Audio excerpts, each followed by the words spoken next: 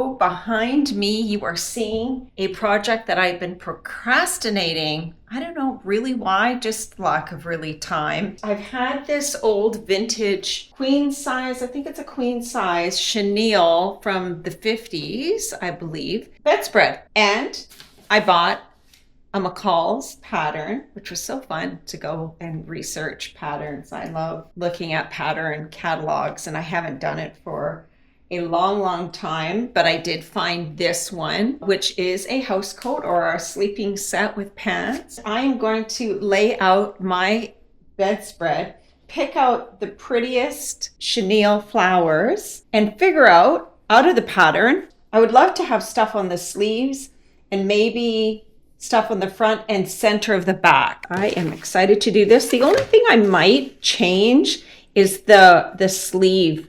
I might actually want it to be a bigger type of sleeve that hangs. Let's get started. As I'm laying this out, I am listening to an audiobook. I think doing projects like this, it's so good. I love listening to audiobooks when I garden and when I do sewing. It's a great way to get a book done. Although sewing, I do like once you're actually in the mode of sewing, watching a Netflix, but listening to your book is equally as satisfying for sure.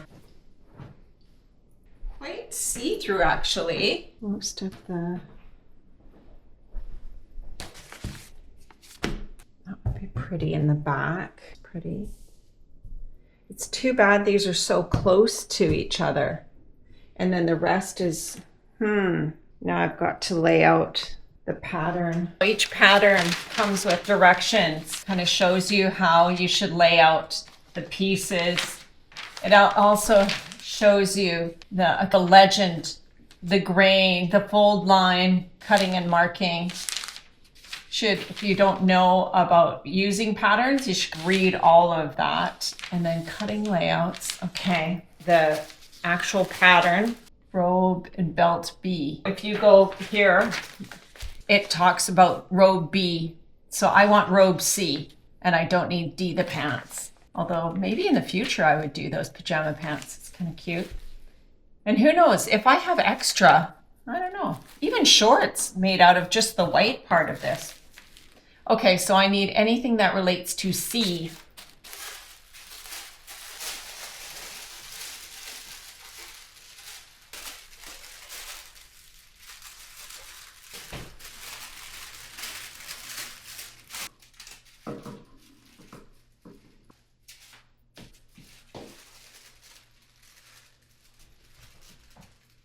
That goes on the back. I got that cute design. 2 flowers. Over an hour later, this is what I have. I have a big mess actually all over the floor. This white stuff gets all over the chenille. I've got multiple skirt bottoms. I have the belts. I have collars. I have over here the back, the front, bodice front, sleeves right there. And that's it. That's the scrap. That's the only scrap left. Even as it is, I'm having to piecemeal the front panels of the house coat. So that took a lot longer than I thought. This is the beauty of sewing. Got my movie about to start. I've already done some tests on my taking this. Because the chenille has these moments of being, bulky and then thin and bulky and then thin, I just wanted to see what my sewing machine, how it reacts. So do some testing runs. I think I'm good to go. I'm going to start sewing. Say what you will about, the time when we grew up. If you were going to school in the 80s, and certainly there was still home ec as part of the curriculum.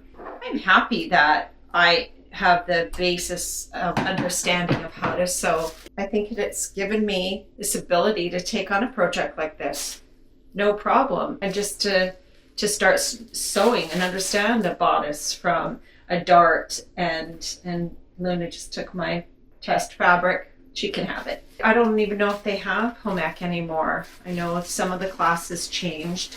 I took home ec and photography, lithography. Wow, it just gave you such an exposure to other not even careers, but hobbies. And I'd love to do that. Lithography, even better for knowing some of these things for life. I am going to do the bodice, and so the front part and the back, and I'm going to sew those together. And then I'm going to work on that patchwork area that I didn't have a full amount of chenille and fabric to cover it, because with a pattern you get a layout. There's these layouts that they show you, whether you have a different widths of fabric, whether it's 45 inches or to a 60 inch, and they actually show you how you to lay out your pattern so you get the least amount of waste. Because this has this pattern and it's only in the center, and I wanted it in certain areas of the house coat. Pepe, why?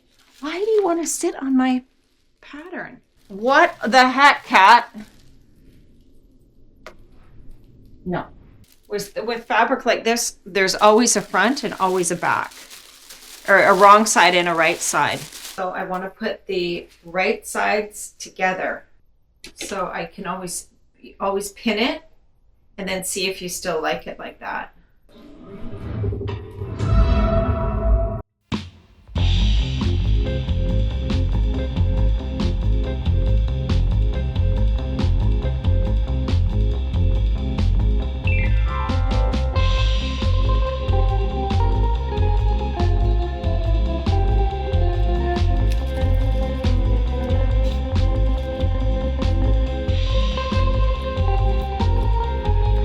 With these sleeves, how I was able to put the bottom of the bedspread going down.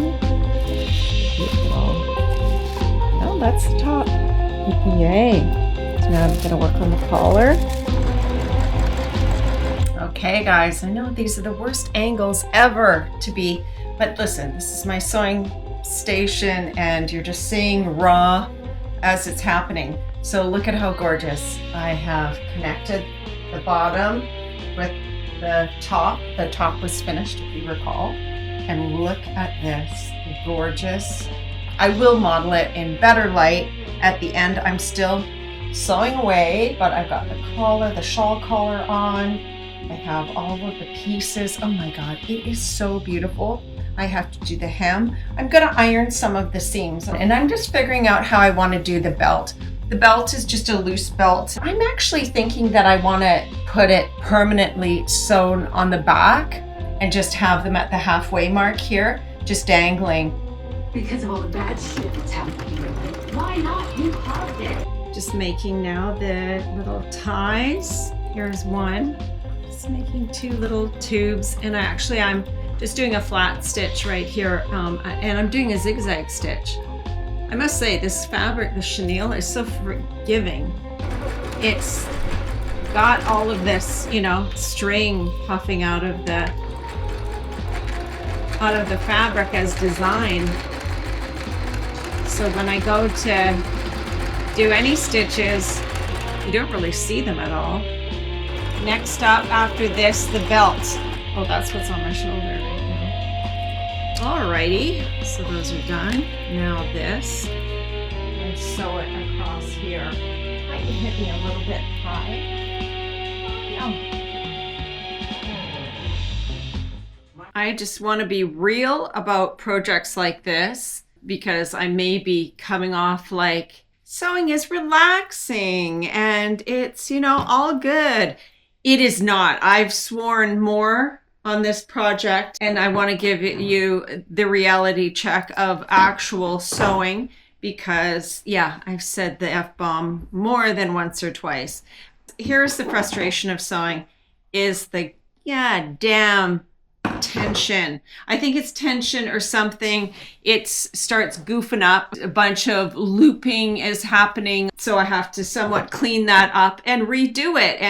And the thing is, this machine is computerized, so it just stops sewing. It starts beeping. So I just wanted to check in here and say, this project is not without its issues. The other thing is, my rug, I'm almost vacuuming every night after I'm done. Or last night, in a fit of rage, I stopped sewing because it kept on beeping at me, and I was literally gonna throw my machine, and this is a new machine. Well, it's new to me. Okay, so here's the solution that I have found on the internet. One sewing woman said that to turn your machine on and off. I tried that, and it does work sometimes. The other troubleshooting solution is keep your tension on auto.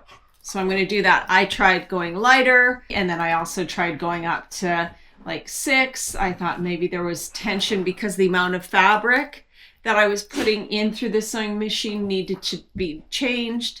It still beeped at times. And the last solution that she had was, and I think it's the winner, is when you rethread everything. But when you rethread it with tension. So you pull hard on the string on the tension through the machine, and then you also redo the bobbin as well. So here it's through here, through there, and she said you should feel the tension. You know, the old spit on the thread, that old trick.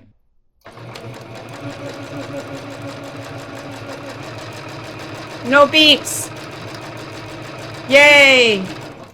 All right, so let's wish me well, and let's see if I can finish this off. So the next time you see me, I'll be doing a spin with my new vintage, gorgeous bedspread house coat on. All right, fingers crossed. Do the spin.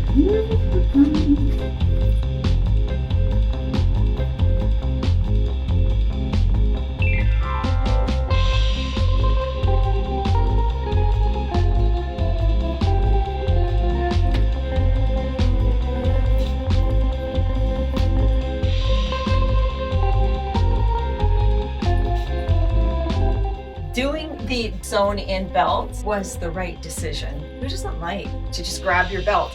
I'm always finding with robes that I'm always shifting around, or one's down or hanging down. Can you believe how beautiful this turned out? I really am so pleased. I feel like I just made an heirloom for my family because I don't want people to get rid of this now. Did this bedspread from the 1950s or 60s ever imagine that 70 years later, possibly, not knowing the exact age of this, that it would be reinvented and loved by me and redesigned into a robe? Just incredible. I am so pleased with this. The actual layout of the flowers turned out exactly right. And it's piecemeal down at the bottom, and even some of them I flipped the fabric so the chenille is on the other side, including this collar. And as it works out, it's perfect because often I like to wear my house coat like this, one in and like that. I had put the chenille on the underside on this side of the collar. I did a book match kind of at the back and flipped it from this. So this has got no chenille on it. And then this has chenille, and then the opposite, just for a fun design. But I actually love wearing my robes with one inside. This is probably one of the best projects I've ever done. I mean, it's easy to make pillow shams and curtains, but this, I haven't made like something with arms and clothes and a bodice for decades. It was fairly easy, I would say. And again, it's McCall's M7875, and there's even pajamas. I really would encourage you to try. There's always sewing machines at yard sales, and I bought mine on Facebook Marketplace. As I enter into this pre-retirement and taking on different projects and want to build a studio one day where I do all kinds of projects, I thought I would invest in a good machine. There's so much online, even when I was having troubles with my sewing machine, and there are some excellent tutorials on basic sewing. If you're interested in sewing, you know, YouTube is a great resource. It was a great project. Please comment and tell me if you've ever done, or if you would ever try to do something like this, or if this, in fact, you're going to try this pattern with an old chenille bedspread. I even see them at the secondhand stores all of the time. I still think I love the one that I had picked. There's none that I had seen recently in the past 5 years that I thought, no, that is actually prettier than the one I have. So yay, project done. Please subscribe subscribe if you haven't already. I have a lot of tons of fun, and you can see from the title page of my channel, I do all kinds of things. So no, I'm not niche, not at all. You're following my life and just as it comes. And as I have tons of projects piled up, this one I've had it for at least 5 years, always thinking that I could do something, and somehow I end up achieving to do it. And I think that is what life is all about. You have to have the right attitude. And something like this, even when you think, oh my God, I'm wrecking it, or I didn't have enough, well, they turn into happy accidents and they turn out the way it's supposed to be. On that note, peace out. And I'll see you on the next one. Until the next time.